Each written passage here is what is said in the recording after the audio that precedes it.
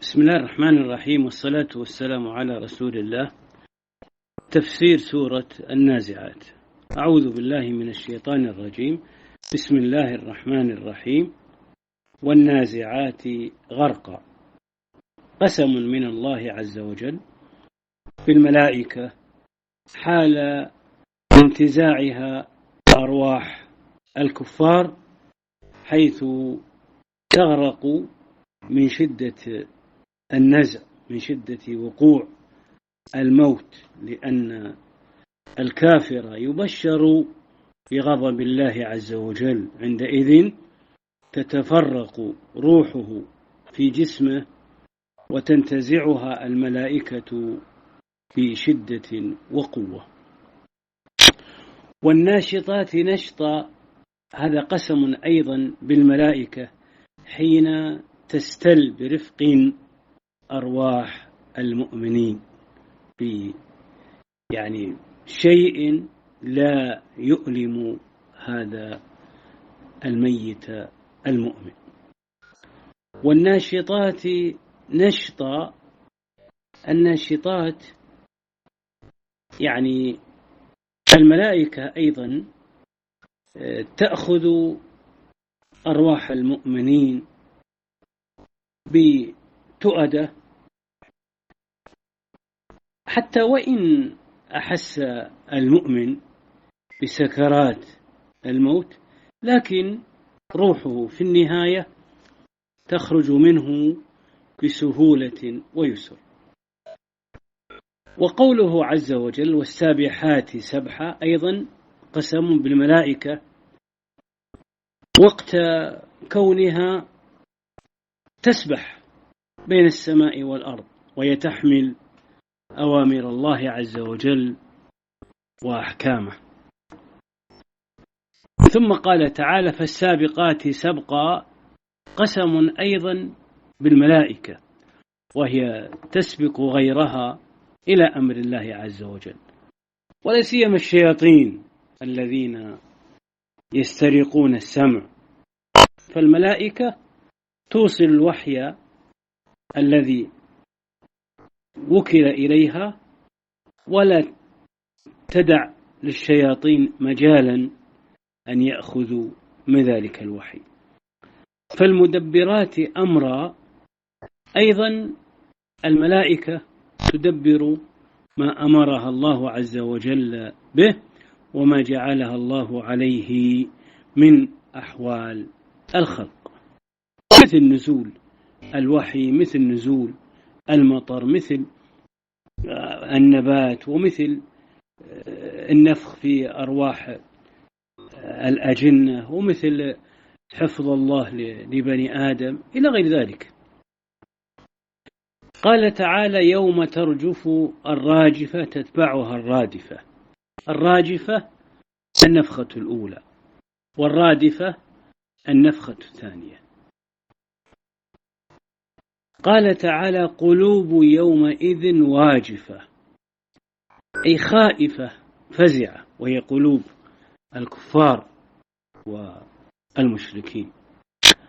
أبصارها خاشعة، أي أصحاب هذه القلوب أبصارهم ذليلة خائفة تنتظر عقاب الله، نسأل الله السلامة. يقولون أئنا لمردودون في الحافرة، هؤلاء كانوا ينكرون البعث وهم يستبعدون حدوثه، ويقولون هل نحن مرجعون إلى الحياة مرة أخرى؟ فالحافرة المقصود بها الحياة بعد الممات.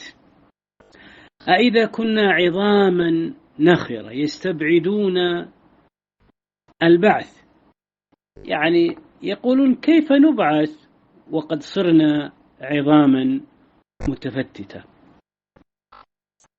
قال تعالى قالوا تلك إذا كرة خاسرة، لو كان هذا الكلام صحيحا، أننا نرجع مرة أخرى، فمعنى ذلك أننا خاسرون لأننا كذبنا الرسل وكذبنا بالبعث. قال تعالى: فإنما هي زجرة واحدة، يعني البعث يكون كما قال تعالى بزجرة واحدة، وهي نفخة واحدة ينفخ إسرافيل في البوق المعد للنفخ في ويسمى الصور. بعد النفخة يقوم الناس، بعد النفخة الثانية يقوم الناس من قبورهم مسرعين. قال تعالى: فإذا هم بالساهرة، يعني الخلق جميعا يكونون على وجه الأرض، فالله لا يعجزه شيء، وأمر البعث عليه يسير جل وعلا. قال تعالى: هل أتاك حديث موسى؟ هذا استفهام معناه التشويق، والخطاب لنبينا محمد عليه الصلاة والسلام، وأمته تابعة له. وموسى كما نعلم هو ابن عمران، وهو أحد أولي العزم من الرسل الخمسة: محمد إبراهيم، موسى كليمه، وعيسى فنوح، هم أولو العزم فاعلمي.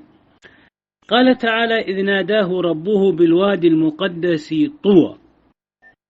قصة موسى بسطها الله في سور عديدة، وعلى رأسها سورة القصص وسورة طه.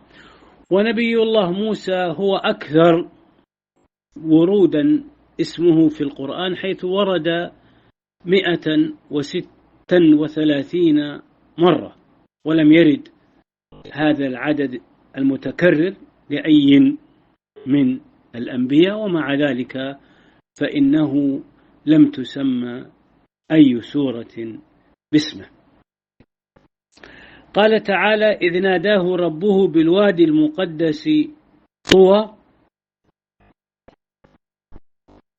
ناداه بصوت مرتفع، والوادي المقدس يعني المطهر، واسم هذا الوادي طوى، وجعله الله مقدسا لأنه حصل به تكليم موسى عليه السلام وتكليفه بالرسالة.